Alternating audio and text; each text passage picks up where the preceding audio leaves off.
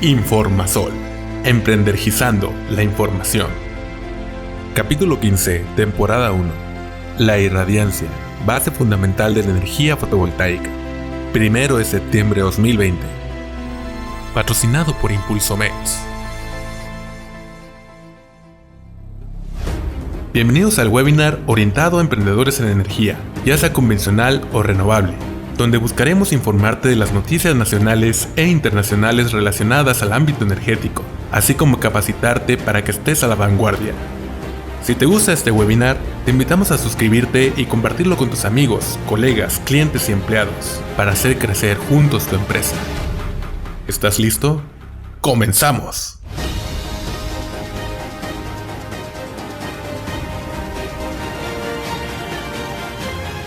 Y ahora, las noticias de la semana. Buen día, impulsores.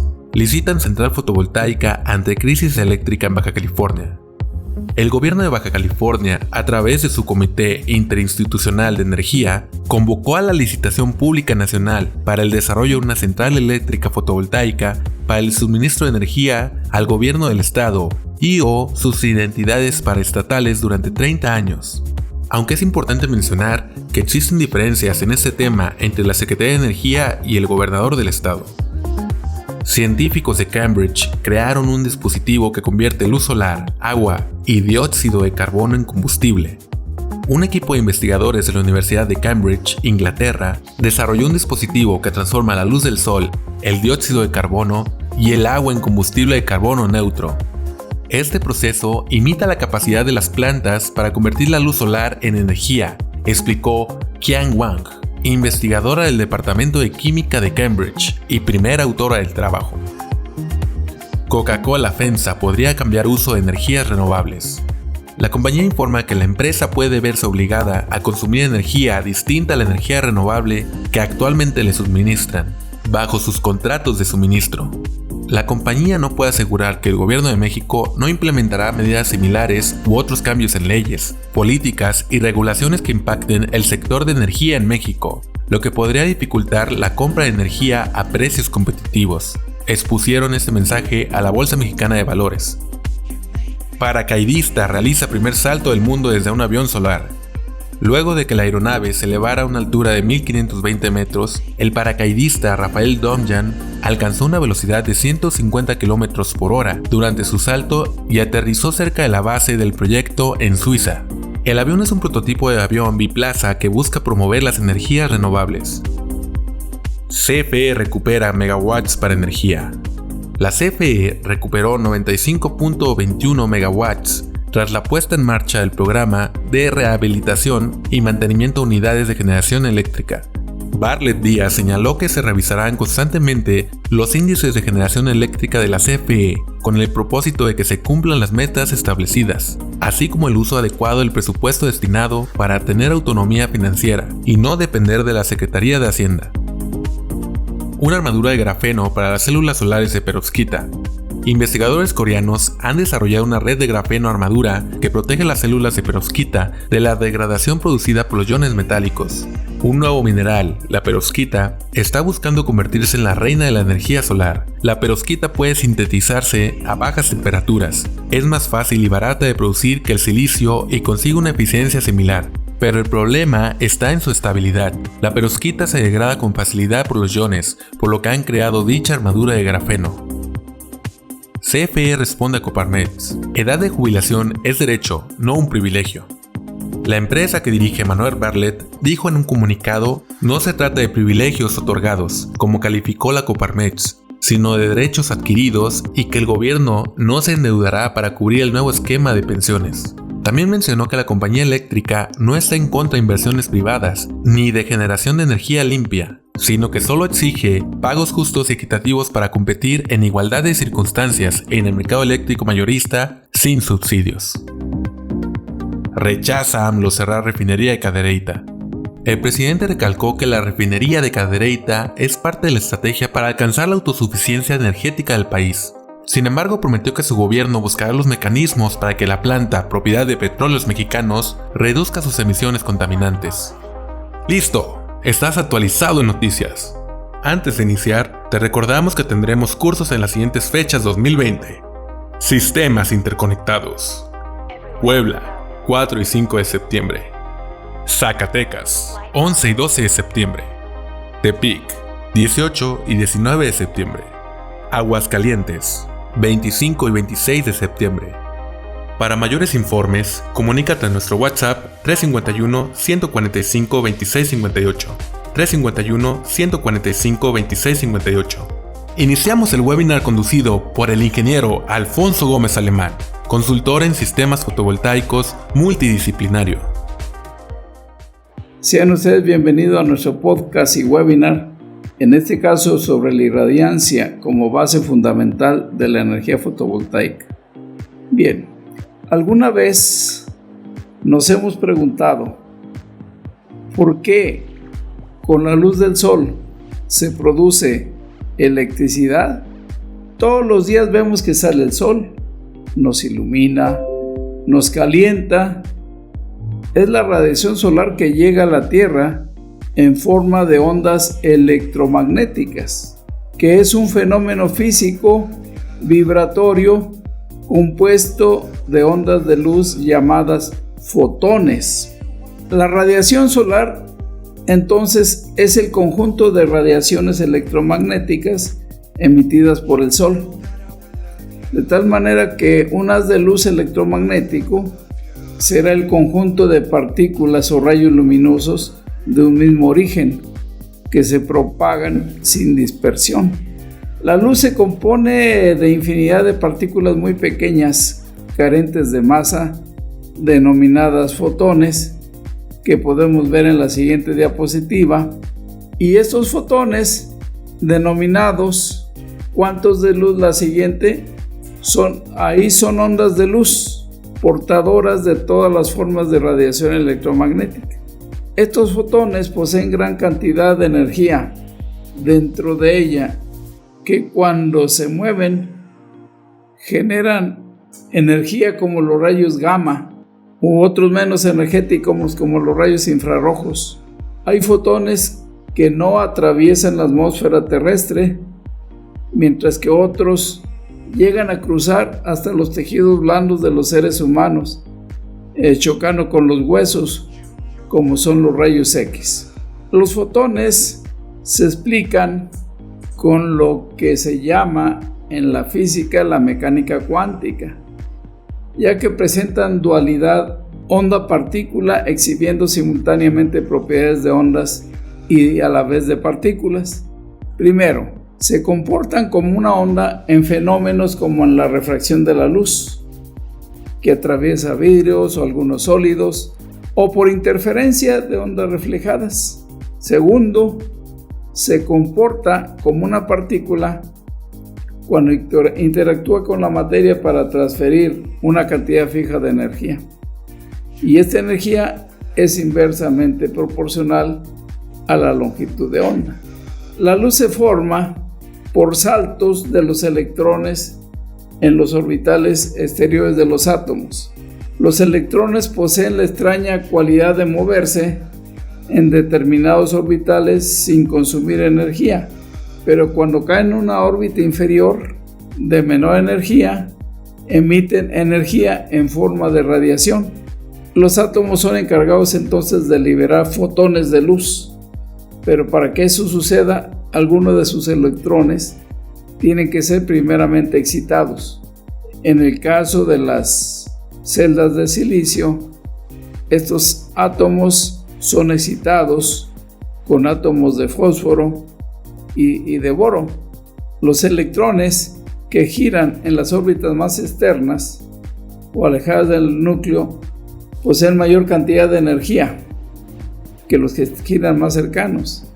Cuando se ejerce una atracción del núcleo hacia los electrones, estos son más propensos de abandonar su órbita y es cuando sueltan más energía.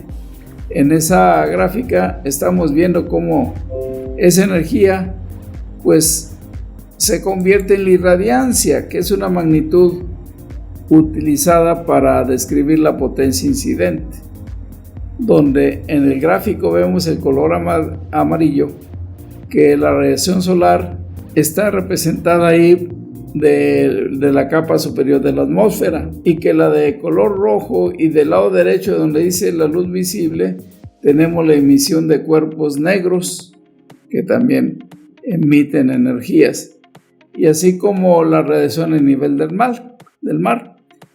Entonces los electrones, les decía, cuando están girando por las órbitas más externas y que van a brincar de un a otro átomo, por la cantidad de energía que absorben, pues es la que el cambio hace que se genere una luz, y esa luz pues viene siendo un fotón. Cuando el átomo pierde un electrón por influencia de cualquier factor externo, ya sea físico o químico, su tendencia natural es recuperar el electrón de inmediato, es decir, que trata de estar equilibrado con la misma cantidad de electrones que de protones, o sea, de positivos y negativos, y hace que se genere con esa parte más energía y se produzca entonces un fotón de luz. Ese fotón de luz es necesario para que las partículas que están alejadas al átomo, esas chocan unas con otras, y dicho fotón pues se expande hacia adelante y provoca que entonces se excite el propio átomo y el fotón abandone su correspondiente energía que viene del propio electrón. La reacción inmediata del núcleo del átomo pues es atraer a ese electrón que se está desprendiendo para incorporarlo de nuevo, pero en el preciso instante que el electrón regresa a su órbita, la energía extra, al pasar de un nivel inferior a un superior o de un superior a inferior, es una cantidad tal de energía que se está liberando en forma de luz, que es lo que le llamamos el fotón. Vamos viendo la siguiente lámina. La luz blanca se va a componer de rayos de diferentes colores, cada uno con su propia longitud de onda, con su propia frecuencia y cantidad de energía. Por lo que el color de la luz del fotón que emite el electrón cuando se reincorpora a una órbita después de haber sido excitado depende de la cantidad de energía que libera en ese momento. Depende del elemento químico que le corresponde al átomo o que pertenece al nivel de energía u órbita donde se encontraba girando en su momento.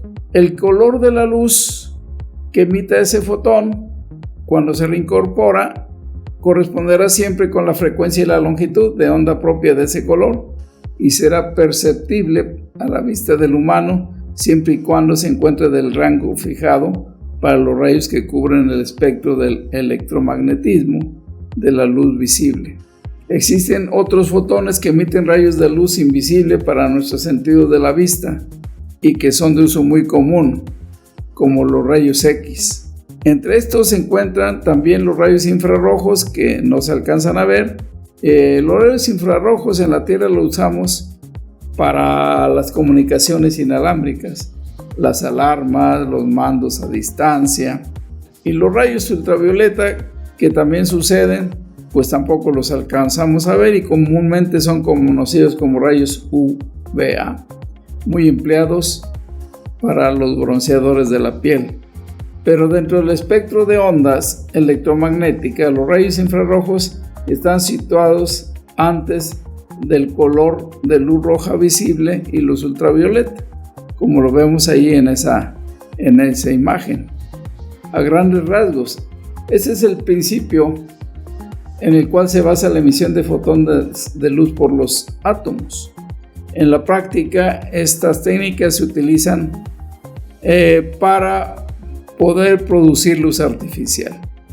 Vamos viendo la siguiente imagen, porque resulta que el fotón es un tipo de partícula elemental de acuerdo a los principios, decía, de la física cuántica en el campo del electromagnetismo.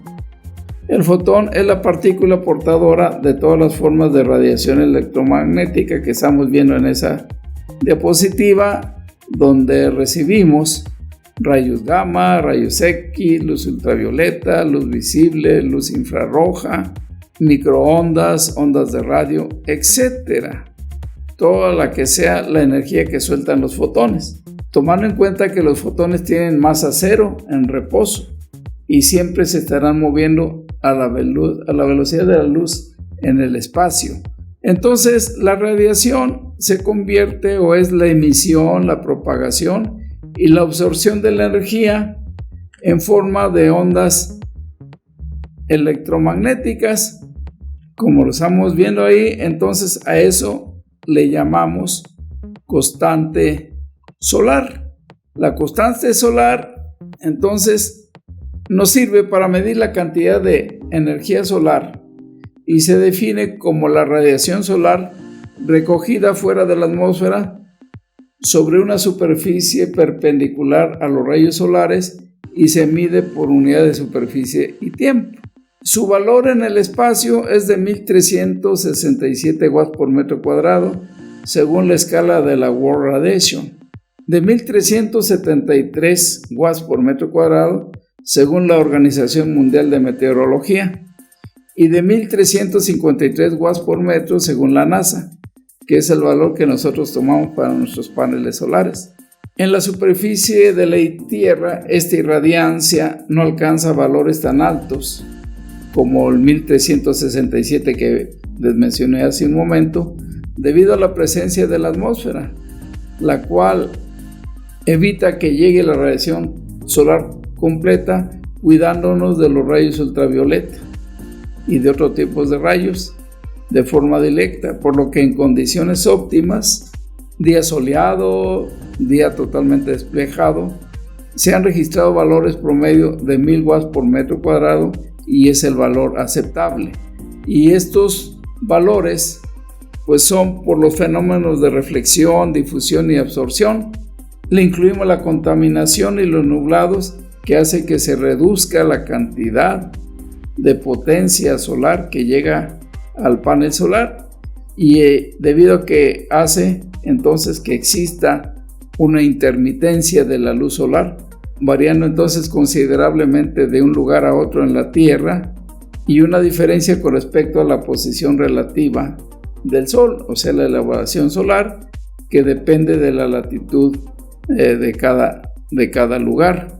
Ahí estamos viendo en la diapositiva del lado de izquierda el movimiento de traslación de la Tierra y nos damos cuenta que en tiempos de verano, aunque el Sol está más alejado de la Tierra, por el movimiento mismo de rotación, la posición del Sol, esa posición nos va a ayudar a incrementar los valores de la irradiancia, contrario a los tiempos de invierno, cuando el Sol está más cercano, pero es que la Tierra tuvo una inclinación, entonces la irradiancia pues va reduciéndose. Esa irradiancia la podemos ver en un día, cómo se efectúa la intermitencia de la misma. Miren, por el movimiento de rotación, la posición del Sol está variando durante todo el día, en cada horario y diariamente. Y por el movimiento de traslación pues se van modificando los valores de la irradiancia a través del año. La constante solar nos sirve para establecer el valor correspondiente a la energía que incide perpendicularmente por metro cuadrado. De tal manera que cuando nosotros tenemos una instalación solar, la irradiancia en un solo día, con la gráfica de la derecha, vemos cómo está siendo afectada por las nubes, por la contaminación que hay en la atmósfera, y todos esos elementos hacen que no tengamos una irradiancia constante y que se logren pues tensiones que están cambiando en cada momento durante todo el día, de tal manera que a esto le llamamos intermitencia. Si la instalación solar la instalamos a una gran altitud sobre el nivel del mar, va a existir un menor espesor de la atmósfera que debe atravesar la radiación y por lo tanto una instalación solar fotovoltaica a gran altitud respecto al nivel del mar va a tener una disponibilidad de irradiancia mucho mayor que si lo ponemos al nivel del mar y por lo tanto pues se va a incrementar la energía disponible. Ahí estamos viendo en la gráfica de arriba la variación de la radiación incidente respecto a la altitud. De tal manera que si tenemos una altitud al nivel del mar, en promedio va a haber una intensidad de radiación de 950 watts por metro cuadrado. Si nos subimos a un nivel del mar, ciudades, donde instalamos paneles solares a 900 watts por metro cuadrado, a 900 watts de altura sobre el nivel del mar, pues vamos a tener una irradiancia de estándar promedio de 1050 watts por metro cuadrado. Si vamos a instalar un sistema en ciudades de 1500 metros sobre el nivel del mar, pues vamos a tener una intensidad de radiación de 1100 watts por metro cuadrado. Si vamos a instalarlo, por ejemplo, en la ciudad de Toluca, donde el nivel sobre el nivel del mar supera y son 2250 metros, la intensidad de la radiancia será de 1150 estándar watts por metro cuadrado, más elevado. Y si lo instaláramos en montes donde el nivel del mar hablamos de 3000 metros, pues la intensidad de la radiación en watts por metro cuadrado será en estándar promedio de 1190. Eso lo podemos relacionar con la influencia de las condiciones climatológicas en esa radiación incidente. De tal manera que cuando el cielo está despejado, la potencia incidente por unidad de superficie para la radiación global andará entre 750 y 1000 cuando hay cielo despejado, con un porcentaje de luz difusa del 10 al 20%. Y cuando el cielo está parcialmente nublado, pues la potencia incidente por unidad de superficie se reduce entre 200 y 500 watts por metro cuadrado. Esas dos tablas son muy importantes para conocer cómo se comporta la variación solar. Y por lo tanto, pues esto que hemos estado mencionando hace que durante el día, que está un día despejado, que estamos en una máxima irradiancia, la energía solar que obtenemos y que se logra por la radiación electromagnética hace que la potencia de la propia radiación sea el máximo conocido bajo estas condiciones atmosféricas. Y entonces la energía obtenida me va a producir una energía eléctrica suficiente, transformando la luz del sol en electricidad, y al mediodía de ese momento es la máxima irradiancia y le llamamos horas solares pico. La hora solar pico pues es un parámetro que mide la irradiación solar cada hora y es el tiempo de la irradiancia solar constante, tomando como promedio 1000 watts por metro cuadrado. De tal manera que una hora solar pico equivale a 3.6 megajulios por metro cuadrado, o lo que es lo mismo, 1 kilowatt hora por metro cuadrado. Es la relación que hacemos de la hora solar pico. Por lo tanto, pues la hora solar pico vino de la máxima cantidad de irradiancia. Y para aprovechar el máximo valor de la irradiancia, pues debemos orientar hacia el sur los paneles solares para lograr una incidencia del 100% de la irradiancia. Además, debemos inclinarlos al valor de la latitud del lugar de instalación. Nos damos cuenta de lo importante que es orientar hacia el sur el panel solar e inclinarlos al valor de la latitud del lugar. Ese panel solar, entonces, conforme yo le vaya orientando hacia el sur y con un inclinómetro logre los grados de latitud de ese lugar, seguramente encontraremos la máxima conversión de la irradiancia en electricidad eléctrica, sobre todo al mediodía. Recordando que en latitudes superiores a los 25 grados, vamos viendo la siguiente gráfica. En latitudes superiores a los 25 grados, la insolación va siendo distinta, por lo que se requieren de seguidores solares para mantener la perpendicularidad de los rayos del sol. Esto es en latitudes superiores a 25 grados, es decir, de Estados Unidos, los estados de Estados Unidos hacia arriba hasta Canadá, por el lado de las Américas. Allá se requieren seguidores solares. Aquí México no lo requiere porque vivimos en un cinturón global solar excelente, que no necesitamos mover nuestros paneles solares durante todo el año. Si vemos ahí la tabla de inclinación que va acorde a los rangos de latitud, nosotros encontramos en esas tablas de 15 a 25 grados, que es la latitud que se encuentra en las ciudades de la República Mexicana. El ángulo lo vamos a mantener según el lugar donde vivamos, donde pongamos paneles solares, ya sea 15, 17, 19, 25, y esa latitud se va a quedar igual tanto en verano como en invierno. Esa es, yo diría, la maravilla de vivir en México. Entonces, repito, para latitudes superiores a 25 grados sí se requiere seguidores solares. La energía solar fotovoltaica, entonces vamos viendo la siguiente diapositiva, consiste en convertir la radiación solar en electricidad. La radiación solar viaja del Sol hacia la Tierra a través de los fotones. Los fotones impactan sobre la superficie del panel solar, penetran en él. Los materiales semiconductores de las placas fotovoltaicas los absorben. Los fotones golpean los electrones presentes en los átomos de los semiconductores, y de este modo los electrones se liberan de sus átomos, de tal manera que los electrones libres pueden viajar por un conductor y generar una corriente eléctrica, es decir, la electricidad. Para lograr el movimiento de los electrones y crear electricidad, la energía de los fotones se entrega a los electrones de valencia del silicio y así generar electricidad.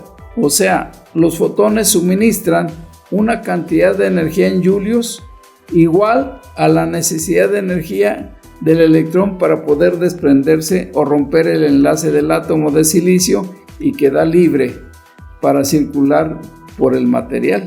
La acumulación de cargas en la superficie del panel solar da como resultado entonces una variación de tensión o voltaje, y a este resultado ya podemos medir nosotros en circuito abierto el valor de ese voltaje, y a eso es lo que le llamamos efecto fotoeléctrico, es decir, cuando los fotones suministran una cantidad de energía en joules igual a la cantidad de energía que necesita un electrón para liberarse, moverse, y entonces al moverse estar creando electricidad. Ese es el efecto fotovoltaico, que consiste en convertir la luz solar en energía eléctrica por medio de semiconductores o celdas fotovoltaicas. Vamos viendo la siguiente diapositiva. Estas celdas de silicio están elaboradas con silicio puro, pues es uno de los elementos más abundantes de la naturaleza, principalmente en la arena. Y si nosotros le adicionamos impurezas de ciertos elementos químicos, por ejemplo el boro y el fósforo, serán capaces de generar corriente de 2 a 4 amperios. Y de esa manera estamos generando la electricidad. Y estamos analizando lo que es el efecto fotovoltaico. Dijimos que el efecto fotovoltaico consiste en convertir la luz solar en energía eléctrica por medio de semiconductores o celdas fotovoltaicas. Estas celdas están elaboradas a base de silicio puro. Dijimos que la mayoría del silicio, pues la Tierra está compuesta, dicen que con el 90% del silicio. Y si a este silicio, cuando lo fundimos, le adicionamos impurezas de ciertos elementos químicos como boro o fósforo, van a ser capaces de generar potencias de 2, 4 a 5 watts y corrientes de 2 a 4 amperios a voltajes de 0.46 a 0.48 voltios, utilizando como fuente la radiación luminosa. Las células se montan en serie sobre los paneles o módulos solares para conseguir un voltaje adecuado. Parte de la radiación incidente se pierde por reflexión, es decir, rebota, y otra parte por la transmisión, que atraviesa la luz la célula. El resto es capaz de hacer saltar electrones de una capa a otra, creando una corriente proporcional a la radiación incidente. Entonces la capa antirreflejo aumenta la eficacia de la célula. Así, de esta manera, la energía solar fotovoltaica se convierte en energía eléctrica. Lo vemos con la siguiente diapositiva, gracias a las plaquitas solares. Y estamos viendo entonces ahí que al convertirse en energía eléctrica, pues se trata de una energía renovable al 100%. Toda la cantidad de energía generada proviene del sol, toda. El sol es el que nos dio entonces la electricidad con los fotones. Por ello se considera inagotable, a diferencia de los combustibles fósiles. Al producir electricidad, este no emite gases de efecto invernadero.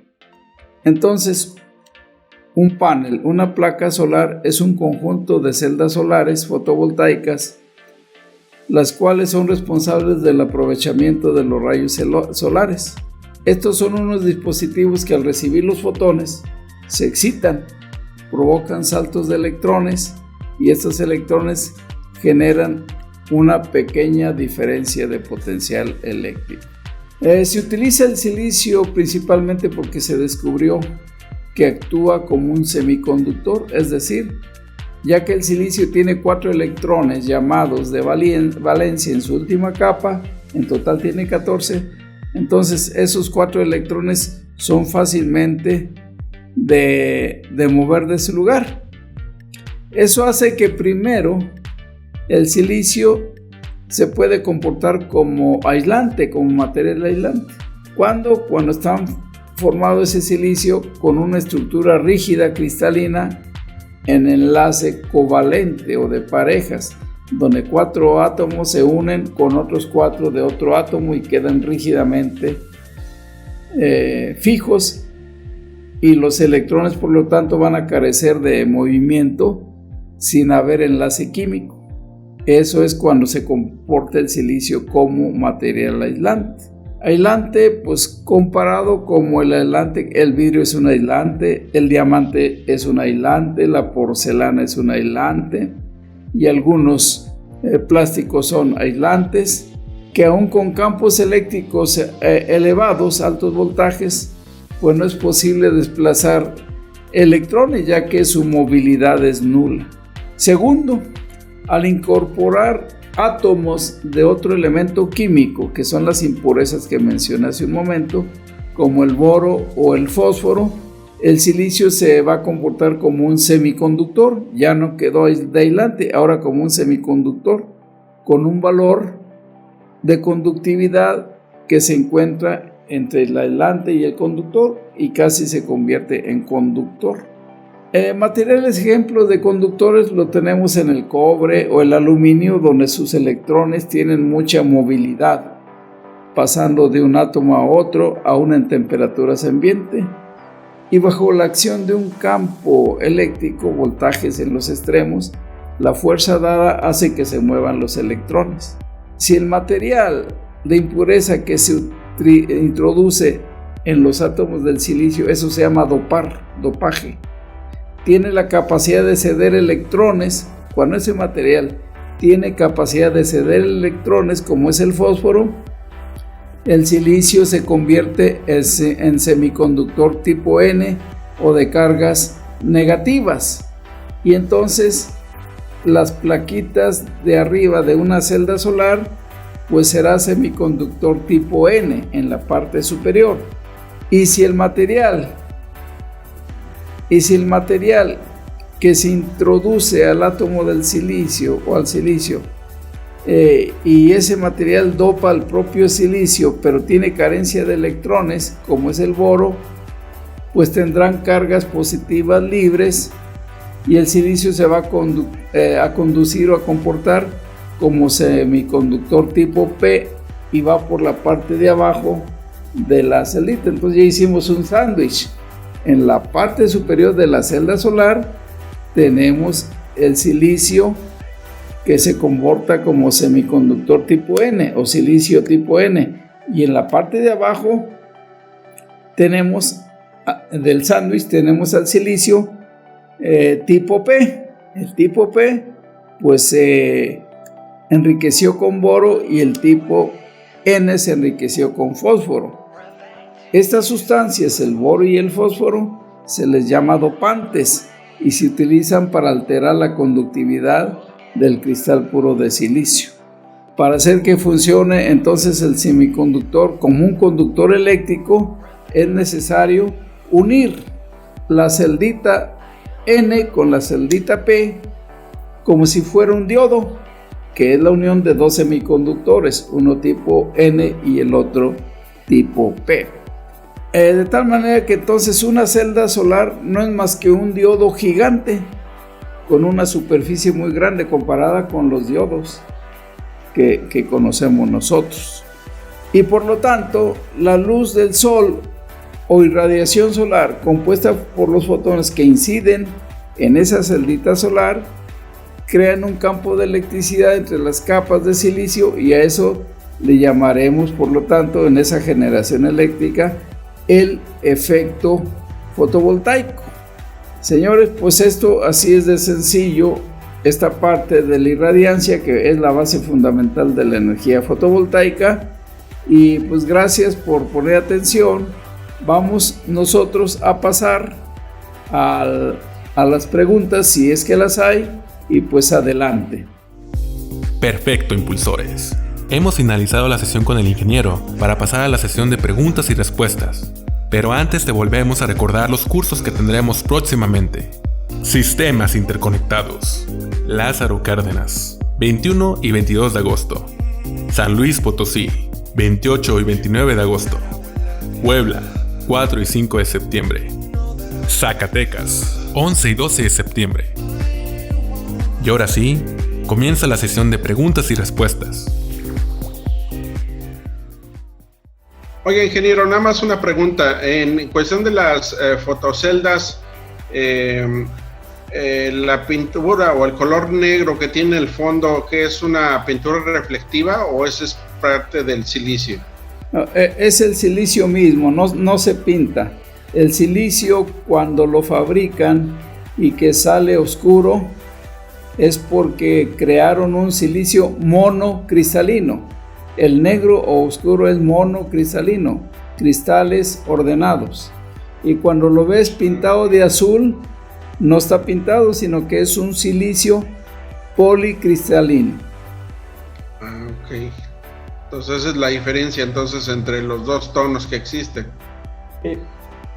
Exacto. Ah, okay. Bueno, gracias. Hola, buenas tardes. ¿Sí se escucha? Ricardo, ¿cómo estás? ¿Qué tal, Inge? Buenas tardes. Mire, nada más una pregunta respecto a lo que mencionaba en cuanto a las altitudes. Digamos que un sistema de paneles solares es más eficiente a altitudes mayores. Efectivamente, porque se reduce la distancia de la capa de la atmósfera. Ok, bueno, entonces creo que era la única duda que por ahí me quedaba. Muy claro todo, muchas gracias. Listo, gracias. Buenas tardes a todos. No, entonces, como estaba comentando el ingeniero, un panel solar se puede decir que es lo inverso a un diodo LED, no es una duda. Sí, de hecho el panel solar se compone de celdas solares. Cada celdita es como si estuvieras viendo un diodo pero en tamaño grande, un macrodiodo pero plano. A diferencia de los diodos micros y pequeños que conocemos para la industria electrónica, viene siendo un diodo. Sí, ya ve que los diodos LED le hace pasar una corriente y emiten luz. Sí, claro. Entonces es al revés, le metemos luz y sacamos corriente. Sí, es la maravilla del silicio. Ok, gracias. Mi pregunta, o más bien un comentario respecto a al espectro de la luz que se aprovecha en las celdas solares para obtener energía. Ese es un rango de luz, me imagino que es pues muy angosto, porque hay parte de las que no se aprovecha, sobre todo cuando nos han comentado que el calor que se genera pues es infrarroja, es una parte de la energía que no se aprovecha y al contrario calienta las celdas. A este respecto, ¿nos puede comentar algo, ingeniero, que haya si hay celdas ya mejores que aprovechen mayor parte del espectro para convertir la energía lumínica en eléctrica? Sí, cómo no. Pues fíjate que debido a eso han logrado crear lo que muchos hemos comprado ya, los paneles bifaciales. El panel bifacial permite que luz infrarroja y luz de otro nivel de onda pueda penetrar por las celdas de frente y las aproveche la parte posterior de las celdas que tenemos en el bifacial. Sin embargo, pues también hay que ser claros, en una curva de la iluminación, pues en las mañanas, como de las que sale la luz del sol, ponle de las 7 de la mañana a las 10, pues es tan baja la irradiancia que no hay efectos de ninguna especie. Al igual que después de las 4 de la tarde, entonces lo efectivo está entre las 10 y las 4 de la tarde, y para aprovechar todas las ondas de luz, pues sí se han hecho modificaciones al respecto, que son los bifaciales. Pero otra cosa más, aún para mejorar la obtención de la irradiancia a la generación eléctrica, en su salida pues nos están vendiendo optimizadores que ponemos a la salida de los paneles para poder extraer más cantidad de energía convertida en energía eléctrica. ¿Cómo está, ingeniero? Un saludo. ¡Ánimo! Mucho gusto verlo otra vez. Ingeniero, bueno, aquí estamos otra vez dándole lata, como ya sabe. Bueno, la única pregunta, estábamos hablando del ángulo de colocación de los paneles solares. Ya ve que cambia, respecto al tema que estaba nombrando sobre las Américas, que cambia un poco, pues que necesitan seguidores solares. Aquí nosotros no los necesitamos. Que eso es bueno, sí cambia el sol, pues el ángulo del sol, pero no lo necesitamos.